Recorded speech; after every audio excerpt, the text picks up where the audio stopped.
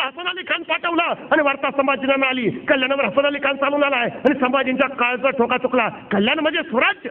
जंजिरा घ्यायच्या नादात स्वराज्य स्वराज्य औरंगजेबाच्या घशात जायला नको. संभाजीराजांनी सरळ वेडा दादाजी पंत विसाजी पंतांवर सोपवला आणि संभाजीराजे कल्याणकडे चालते झाले आणि बघता बघता कल्याणला पोहोचले. हसन खानाला तुडावला आणि कल्याणवर पुन्हा भगवा फडकला.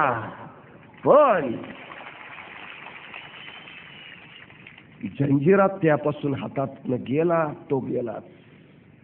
या घटनेमुळे जंजिरा काही हातात आलाच नाही.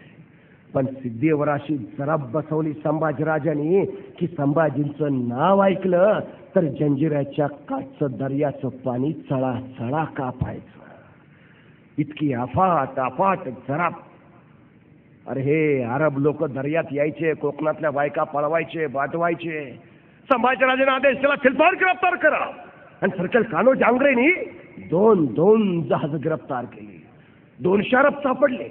संभाजीराजांच्या पुढे हाजीर केले. संभाजीराजांनी बघितलं आणि सांगितलं आमच्या साताऱ्याच्या शेजारी एक वासोट्याचा किल्ला आहे. वासोट्याचा दिवसा ढवळ्या अजून सुद्धा तिथं कुणी जात नाही. इतकं प्रचंड जंगल.